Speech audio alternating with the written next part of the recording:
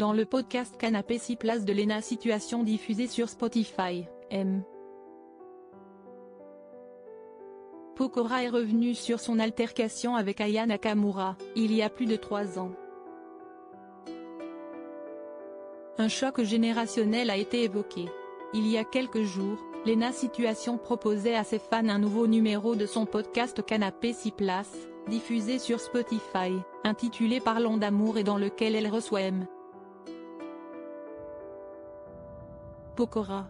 Ce dernier a donc été amené à évoquer son couple avec Christina Milian, qu'il a rencontré en 2017 et avec qui il s'est marié en 2020, et plus largement sa vie de famille, avec leurs 2 enfants, Isaiah, 4 ans, et Kenna, 2 ans.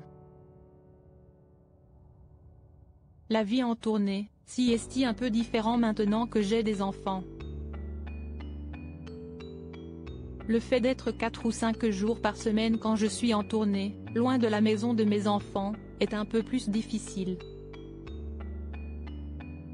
Parce qu'inclus, eux, ils me le font ressentir.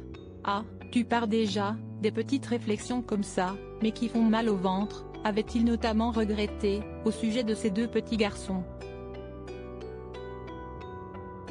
Dans ce podcast, Lena Situation l'a également interrogé sur son altercation avec Aya Nakamura en 2020, évoquant alors un choc générationnel. On est dans une génération qui parle un peu trop de chiffres. Nous, on parlait pas de ça. Parlez-moi de ça rempli, si est-il là le vrai succès. Si tu remplis Bercy mais pas le Zénith de Dijon, ton succès il est quand même limité. Cela veut dire que t'es très parisienne, grande ville, mais dans le reste de la France, t'as du mal. Aujourd'hui, ok on parle de musique écoutée, mais il y a aussi le vrai succès d'un artiste. A ensuite réagi l'interprète d'une photo de toi. M. Pokora, sa première réponse à Aya Nakamura. Pour rappel, Aya Nakamura n'avait pas compris sa victoire aux MTV European Music Awards, déclarant alors ceci, il a gagné pour quel son ? Rien contre lui mais il n'est même pas dans le top 10. Un mois plus tard, il lui répondait sur le plateau de TPMP, soulignant alors déjà cette obsession des chiffres, de la nouvelle génération, là où elle a fait une erreur, si est quand elle parle de top 10.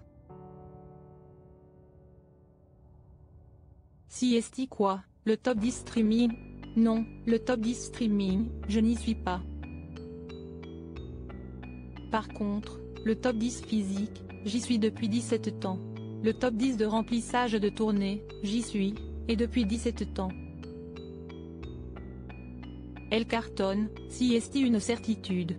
Mais si est pas une question de qui cartonne le plus mais si est le public le plus motivé, le plus mobilisé qui gagne, concluait-il, afin d'expliquer sa victoire. A noter qu'Aya Nakamura avait également explosé de rire lorsqu'il avait remporté le trophée de chanson francophone de l'année pour son titre Qui on est lors de la 24e édition des Energy Music Awards diffusée le 18 novembre 2022 sur TF1.